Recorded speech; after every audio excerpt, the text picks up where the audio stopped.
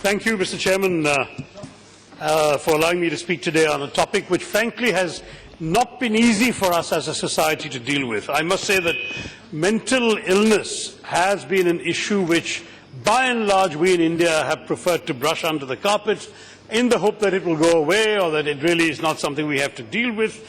But the fact is that we do need, Mr. Chairman, to acknowledge, to understand it, to take measures to do something about it, because the big elephant in the room is, in fact, the fact that every one of us actually knows somebody who has a mental health problem.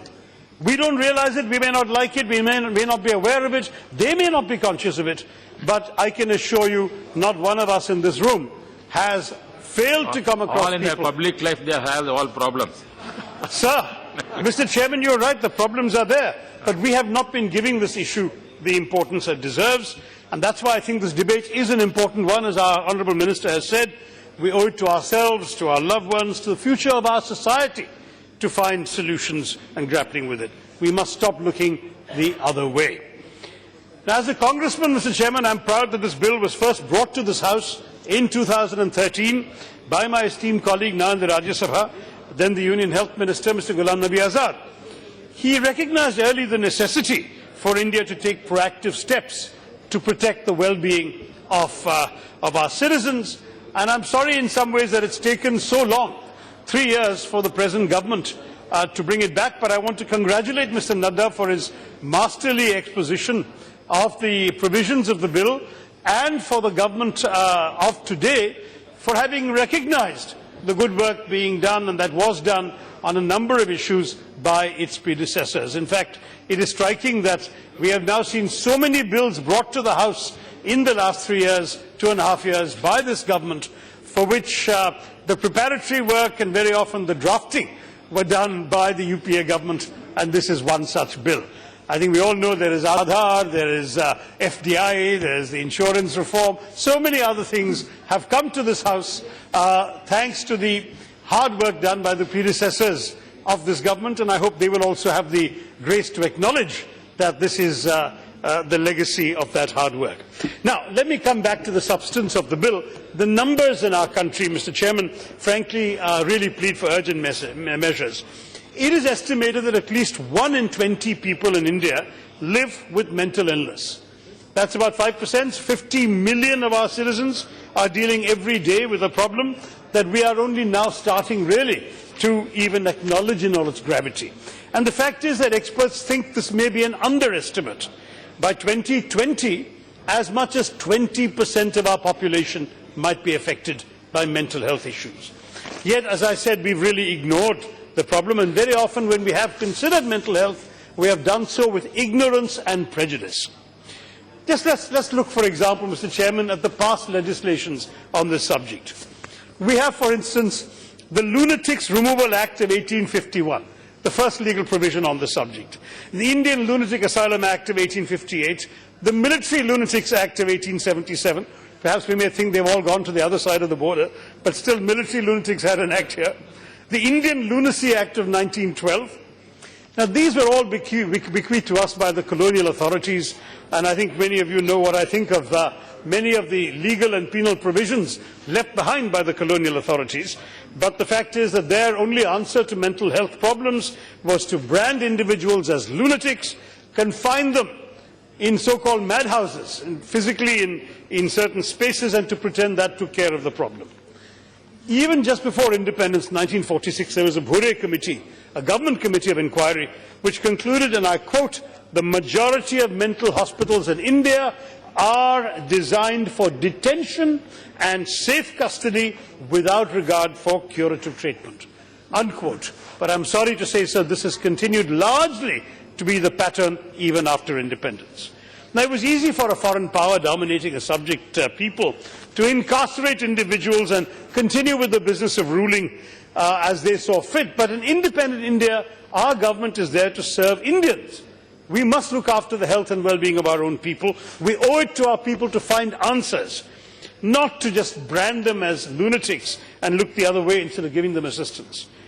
It has to be admitted we are already late rising to the occasion. The 1987 Act, which we are now here to amend, was first drafted actually in 1950. And it took decades of protracted debate even to get adopted 37 years later. By the time the Act was realized, Mr. Chairman, it was already out of date. It's no wonder that to this day, as Human Rights Watch, for example, has reported, inmates, particularly women and children in our mental health facilities, are treated worse than animals. Not only have our laws been stuck in this colonial era mindset, Mr. Chairman, our mindsets, our own mindsets, with regard to mental health, have also been frozen in time, frozen in history. As India looks to a new future in the 21st century, it must acknowledge the errors that we have made in the past. We must right long-standing wrongs, even if we have to accept hard truths and reorient our thinking. Now, it was only in 2007 that India ratified the United Nations Convention on the Rights of Persons with Disabilities, following which the UPA government commenced the process of overhauling the antiquated Mental Health Act of '87, and even the basics have had to be revisited for the better. I note from Mr. Nadda's bill that the term mentally ill has been replaced with person with mental illness, which preserves the dignity of the individual seeking the treatment. And I'm really grateful that Mr. Nadda has continued this kind of line of logic and approach and continued the good work. And on this, I want to assure you and the government that my party and I are with him. We agree there is no justification for India to continue to rely on outdated and patently unjust notions of treatment, so-called treatment, which really is locking people up. The world has moved ahead. Other countries have discovered better answers. The truth is that if we can focus on helping those affected directly, helping their families, helping them within their communities, then people afflicted with mental illness can rebuild their lives and move forward.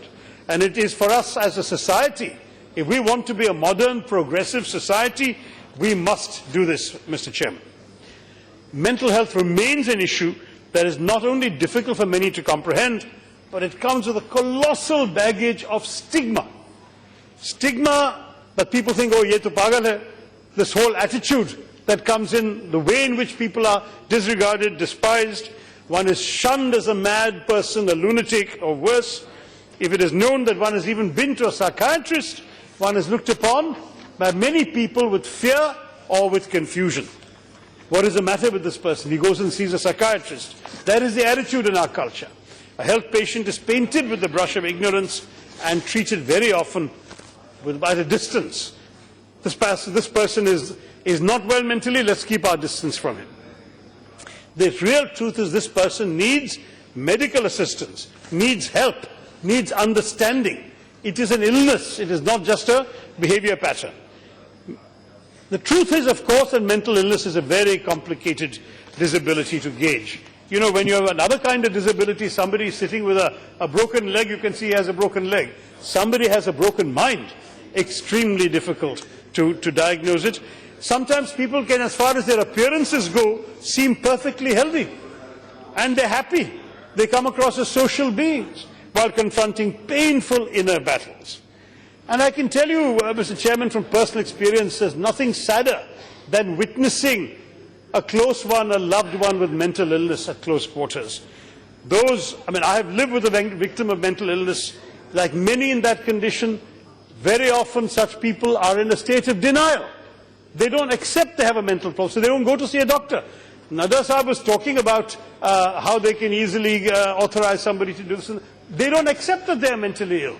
One of the first symptoms of mental illness is an inability to recognize it and to be in denial about it. They're therefore unwilling to seek help, even after their behavior may raise questions about their mental condition. Very often you can see in public behavior that somebody is really not normal or right, and when you say, will you go and see a doctor, this is not right, your behavior, they will say, nothing wrong with me. And the truth is, it gets 10 times worse when it's private behavior that cannot. Often, even diagnosis is a challenge. There are many, many people, perhaps even in our own profession, Mr. Minister, suffering from undiagnosed mental illness. I must say that we need more people to set an example. A prominent film actress, I can't take her name in the House, but she has courageously spoken out about her battle with depression and how difficult it was for her to receive understanding, let alone help for her condition. And by doing so, she has brought some people out to seek help. But this is again part of the challenge. I would urge the Minister to think in terms of how to use role models to go and say, I have had this problem, it can be treated, there is nothing wrong. And this is a big star in Bollywood, therefore her message gets across to the general public. Now there are patterns, of course, that experts can notice, but where even seeking an expert's assistance is sometimes treated with stigma, many are reluctant to seek help. Stigma and the lack of a support system mean that most of them must fight these battles on their own. A frustrating, isolating experience that sometimes leads to such eventualities as suicide, which the Minister mentioned. Sir, the National Crime Records Bureau has calculated in 2014 that at least 15 suicides take place in India every hour. That is 15 too many. And the fact is, 15 instances every 60 minutes of our collective failure to recognize the problem and solve the problem, this is what confronts us. This bill brings to the table an opportunity for us as a society to do better about it. Mr. Chairman, suicide is an issue. I'm very glad the Minister flagged it, because our treatment of suicide and attempted suicide has been appalling. Suicide is now a leading cause of deaths amongst young adults in India. On the one hand, we sing songs about our demographic dividend and the potential of our youth, but do we realize how many of our young people are depressed? The world around us is changing constantly, pressures are mounting, there is economic necessity, there are academic pressures, there are jobs to be found, and there are no jobs in our economy today, despite the assurances of the Prime Minister. We know that. We've only created 1.5 lakh jobs last year when we need to create 1 crore. These are genuine problems. There are uprooted lives from villages to cities, from joint families to individual units. There is the weight of expectations, and there is a fast pace at which familiar cultural networks are being replaced by new and unfamiliar systems. And because people are lacking an anchor, lacking a steady base, because our nation is in a state of transformation, the result is that they are stigmatized. Our young population is lapsing into depression and disorientation. In 2013, 62,960 adolescent suicides were reported. And most of the 3,594 were even committed by suicides committed by children aged between 10 and 14. So these numbers obviously show that they had no one to turn to, no one to rely on, no help available. Our education system is wide, but we don't have counsellors. We don't have counsellors who can serve the mental health needs of our youth. We expect them to deal with the weight of expectations and performance pressures. Pariksha pass karo, this is the whole pressure coming from home and from their peers. And we expect them to do it single-handedly while we pursue them relentlessly to do this. And I hope the Minister will not only take note of this alarming phenomenon, I hope that you can persuade your colleague, Mr. Javadekar, to make it mandatory for educational institutions to hire professionals who can attend to the mental health needs of our students and the young. It really is literally the need of the hour, Mr. Minister. Now, some studies have even tried to estimate the effect this has on GDP annually in order to try and persuade us to take cognizance of the issue. I'm not going to equate human life to any monetary equivalent, but let me say that our children are our future, and as more and more are falling prey to mental illness, to brush the issue under the carpet is to handicap the future of this nation just to satisfy prejudices. I know that there are many members across on the other side who represent the state of Rajasthan. We have Kota there, where so many students go every year to study, pass the IIT examinations and so on. Every month there is a suicide of a student there. Can we realize what kind of intolerable pressure we are putting our children under? So I do welcome, Mr. Minister, the decriminalization of suicide, your intention to look at the matter in a more comprehensive manner, but I'd like to call upon you to have a wider look on the points that I have raised and to ensure that law enforcement agencies and those who are the first responders in incidents of suicide or attempted suicide are sensitized to the issue. In fact, we should also sensitize our media to the issue. Sometimes the media reports suicides in such a way that it encourages other depressed people to take copycat actions and commit suicide also. We have to change not only our law today, but our mindsets. And that is a bigger challenge. It's a steeper challenge than just changing a law. And that's why, Mr. Minister, this bill must be accompanied by effective mechanisms for implementation.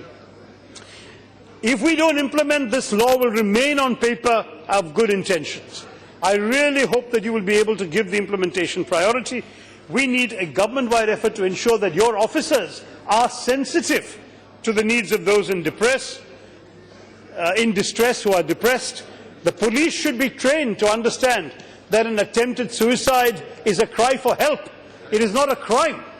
Who is going to tell the police, Mr. Minister? I hope that you will raise this in the Cabinet. It is not only just here today in this law. It is other ministries also that have to be conscious. In fact, if we treat attempted suicide as a crime to be punished, the police way is going to prevail over the human way that your bill is actually talking about. What we need to ensure is that people get help, they get guidance, they get assurance, that they get the helping hand that they are seeking from all of us, and then they find their way back to a happy and productive life.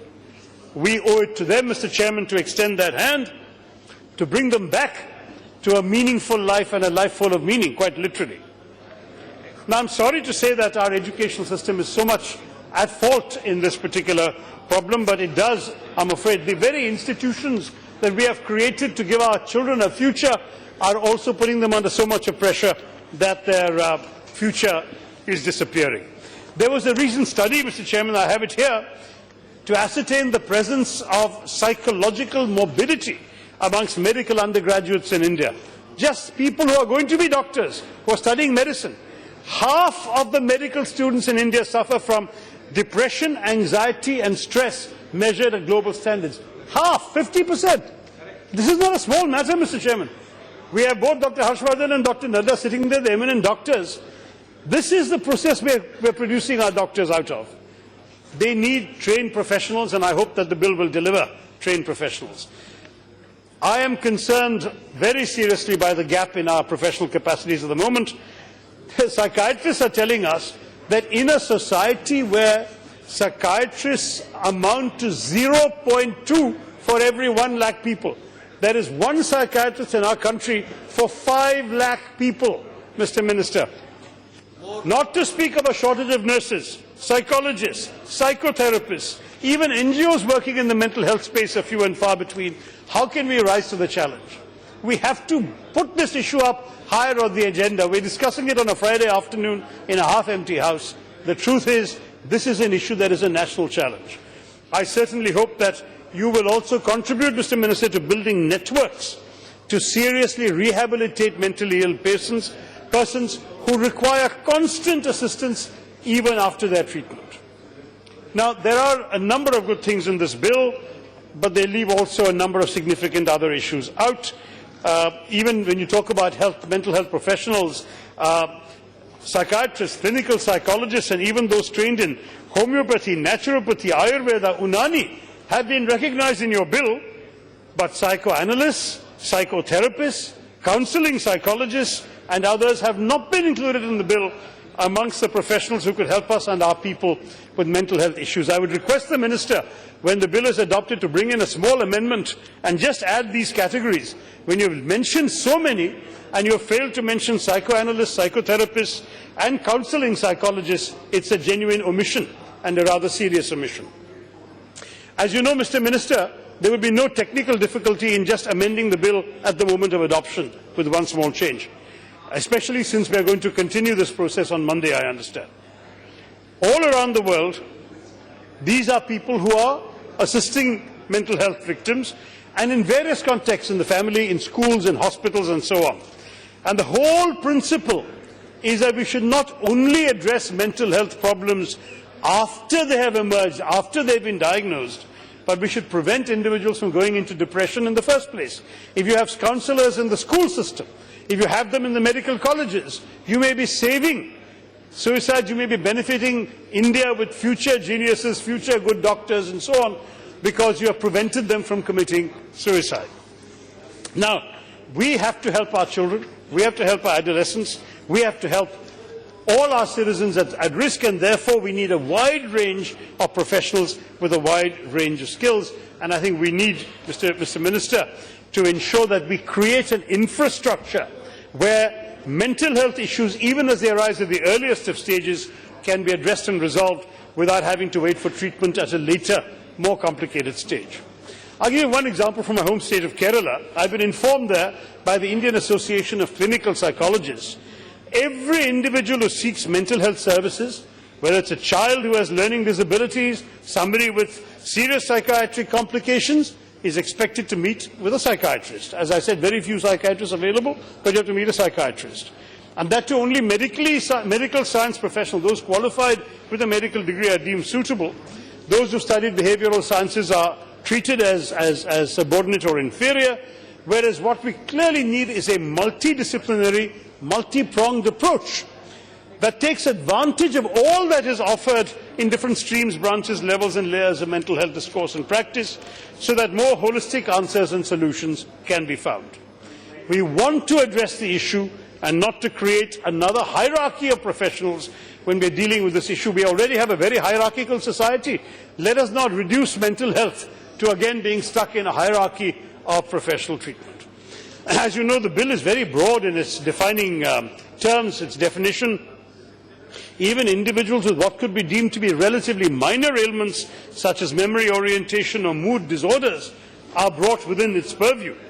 Now, I think that's good, but if we are doing that, then we must also be able to provide a wide range of assistance at all levels, bring on board professionals with different kinds of skills and focus areas. And you know, in our society, it's not just a question of people in the drawing rooms or the offices that we all frequent. There are internally displaced persons whose lives have been devastated by natural calamities, by riots, people who have lost their homes, the Kashmiri Pandits who have fled.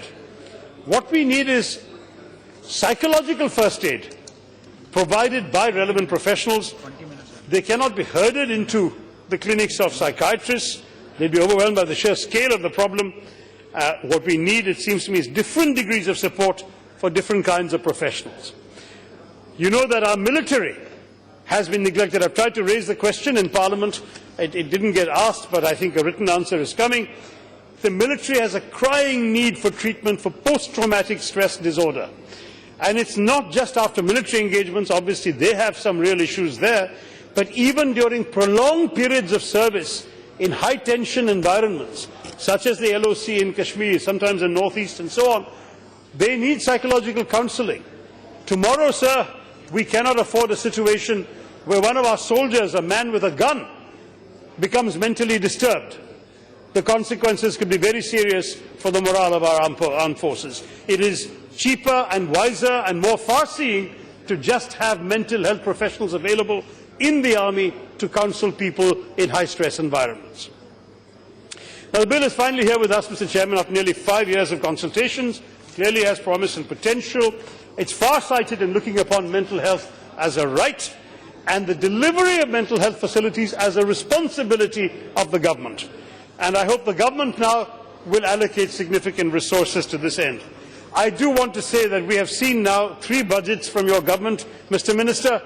Many essential things, particularly in the healthcare area, were cut in the first 2 years. This year you have succeeded in getting some healthcare money restored, but now that you're passing a mental health bill, please speak to your finance minister colleague to ensure that you will get the money you need to make this bill real and operational. Because we have seen such schemes being really let down by the present government. That debate is for another day, but the point is that the mental health institutions, you're setting up mental health review commissions to regulate patient admissions and so on.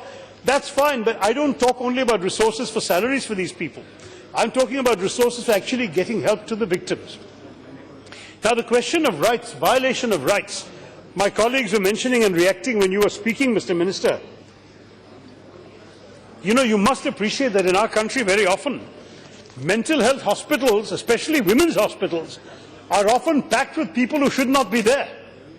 They have been actually forced unknowingly, sometimes by their husbands, sometimes by family members, to be admitted under some pretext or the other, and we really must protect people against this. if the first resort is they live in their community, they live in their home and they get help, and it's only in extreme cases of danger to themselves or others, if they're harming themselves, harming others, then you put them in a mental asylum. But this is at the moment a very, very worrying and disgraceful practice. We should ensure that long-term hospitalization is only in extreme cases. Now, you have struck a good balance in the bill, Mr. Minister, between involuntary treatment and the rights of the patient. But the fact is that when you are talking, as you just did in your introductory remarks, about them nominating a person to decide on their behalf, now that is a bit worrying, because the fact is, who decides whether one is at risk of harming oneself or another? Who decides when you're well enough to nominate somebody else, or when you're not well enough that you need to nominate someone else? In practice, we're talking about a condition that many people are in denial about. If the people who are in denial are then expected to nominate somebody else, they won't do it because they say they're not ill in the first place. Then, if the nomination is coaxed under duress, or a signature is forged or anything else, you're suddenly subjecting a person to involuntary treatment.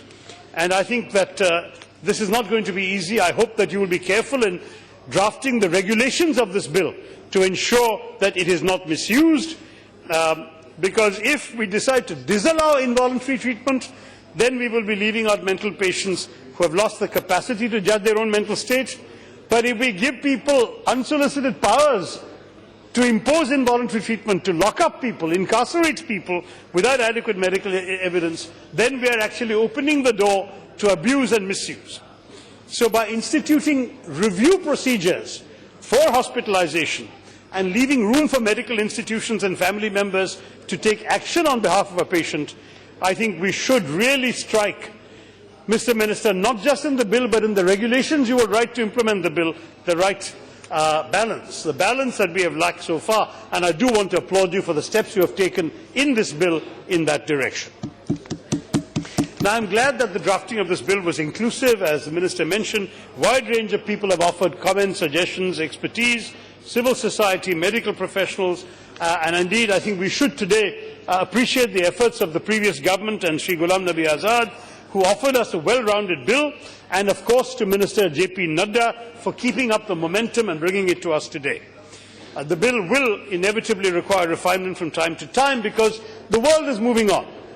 The treatment of mental health illnesses is getting more sophisticated each year, and we have to keep being prepared to have to amend our provisions. But I do want to say that, the issue of mental health in our legislative process needs to find an important place, needs to accept the progress being made in today's bill, but also that newer methods and solutions may be found. Some may raise questions, Mr. Minister, are we overreaching? Is our society really prepared for a bill of this nature? Might it add to the stigma with which victims are seen? Legislation, laws sometimes have to take a leap, and we have to move sometimes not only with the times, we have to move ahead of the times. Just earlier today, somebody was pointing out the judiciary keeps moving ahead of us. Let us for once not give our friendly judges the opportunity to say that we are behind the times on something like this, and because of some PIL come up with new farther-reaching things. Let's pass this bill soon, and let's make sure that this landmark legislation you have offered us today, Mr. Minister, is implemented quickly with good regulations and is kept open for amendment as we need in the future. I believe future generations will be grateful to us for having laid down a much, much improved marker for treating mental health. A couple of final points, Mr. Chairman. I do want to make one more request to the Minister, not to amend the bill, but just in your actions. I think you need to review the existing caseload of mental patients admitted in our institutions, because all those who are admitted now have been admitted under the old law, and that includes people who are involuntarily locked up and so on. You should give us a date, Mr. Minister, by when you can review these cases. I have been, as an MP, a case has been brought to my attention of a 46-year-old woman who was forcibly institutionalized. She was drugged unconscious by health workers brought by her doctor who said they were giving her a vaccination. Then she was taken. She was given forced medication, electroshock therapy. Somehow her friends and relatives went to the courts, and the courts ruled that she was not mentally ill and should be released. Thank God your bill does allow for the consent of the patient as well as approval from the concerned board before administering any electroshock therapy, but this is what happened to this lady. So if our existing laws and our existing societal biases against certain segments of people make it extremely easy to falsely institutionalize a person, then those who suffered under the previous law must not be left behind and forgotten when we pass today's law. And that's why I request you to order inspection and review of the existing caseload of those locked up.